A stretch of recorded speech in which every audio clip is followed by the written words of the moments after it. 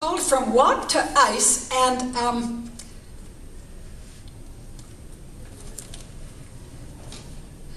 it was inspired by a poem by the Banff writer Monica Meneghetti, a good friend of mine, a very fine poet.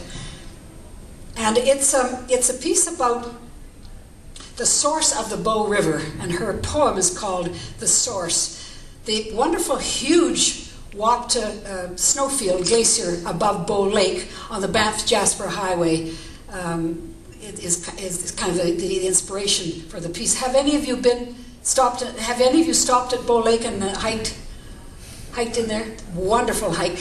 My husband and I and a number of friends hiked there a lot, and we hiked along the length of the lake, and then a long way along the moraine, and then up kind of a scary ridge up to an upper lake, and it's a fabulous rock-bound lake that's right below the Wapta ice field, and falls come roaring down from the upper lake down into the valley, and then into Bow Lake, and then rush out of Bow Lake as Bow falls into Calgary, in which I swam many times in the summer.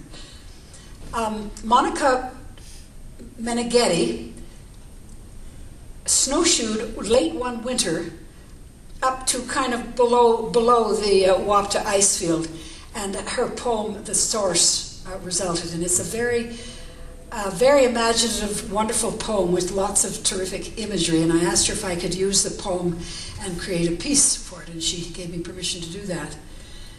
My piece is called From Wapta Ice, and it's for spoken text, and I quote the whole of her poem, and piano, and tape. On the tape, as well as some electronic sounds, I have sampled some actual found sound, real sounds that I like very much and were appropriate for this piece, which is a very evocative, atmospheric piece. A big contrast from Aunt Kate, I must say, but it was an interesting piece to write. On the tape, one of the sounds I like very much that I sampled was blowing into a bottle. It's a wonderful sound, and when you sample it, you can put rhythms to do any rhythm you want, and so forth. So it makes it interesting. And also at Bow Lake, I wanted to mention that there's a wonderful old big wooden lodge called Namtaija Lodge with a bright red roof, and my husband and I and some friends stayed there quite a number of times so that we could start early in the morning to hike this long hike. It's a fair distance right back if you go up to the upper lake particularly, and that's mentioned a couple of times in her poem. So this is From Wapta Ice.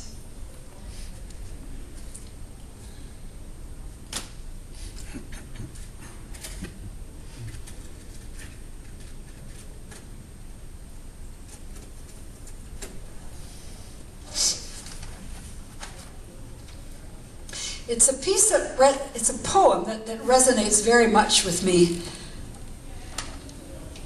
because I know the area well, and I like the poem very much, and also my husband loved hiking there, and he liked this piece. So it's kind of an emotional piece for me to play, and I like playing it very much, and I hope you enjoy it. From Wapta Ice.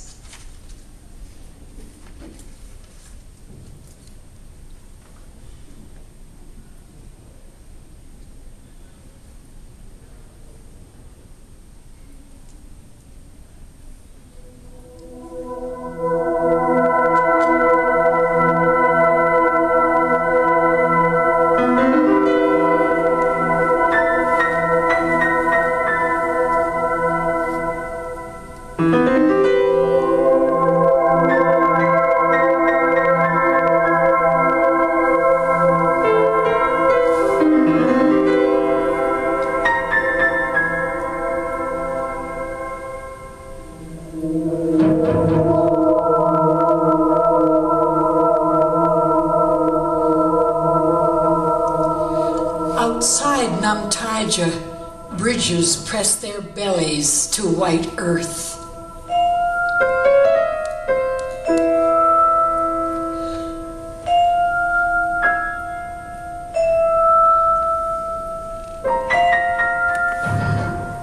Namtaja, Wapta.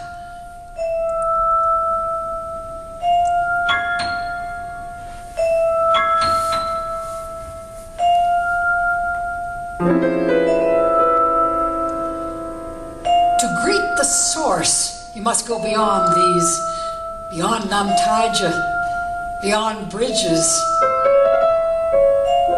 beyond snow.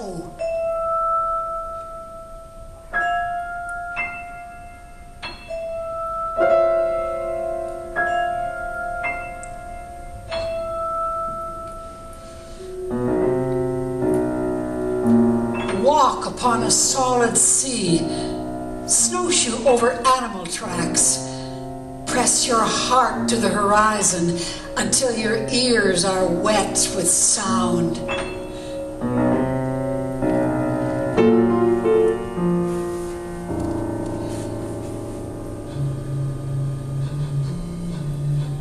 There sit at glacier's toe, compare notes with eons of ancestors.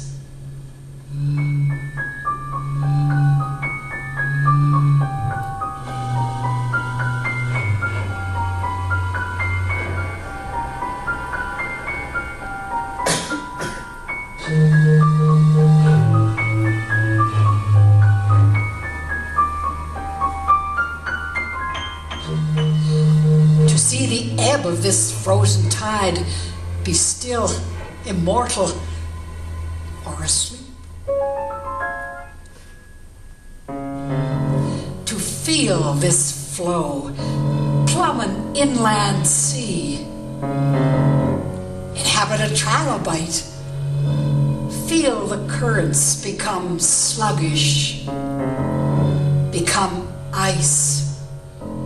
Cling to sand as your skeleton fuses to rock.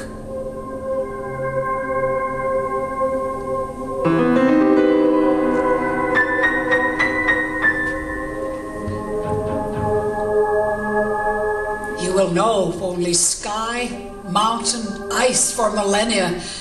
When you reach the moraine, wait. Leagues of liquid will drench you. This is the source.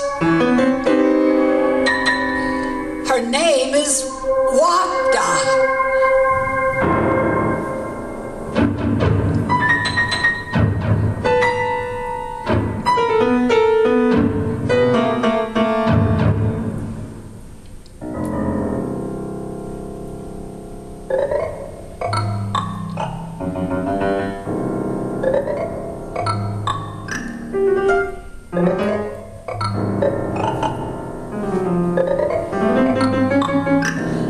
She rests her forehead against the front door of Namtaja.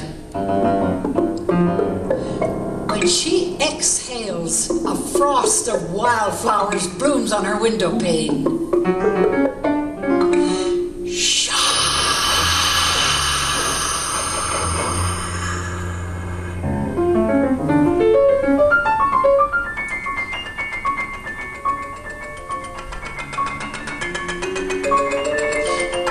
Breath exudes the scent of smoked leather.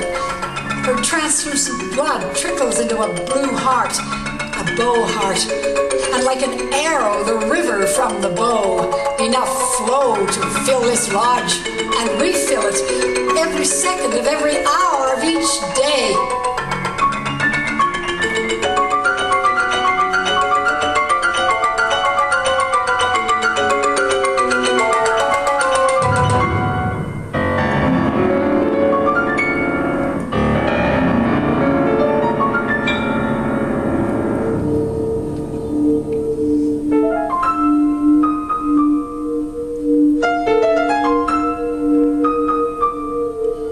She is the source. She is Wapta. She does not belong to you.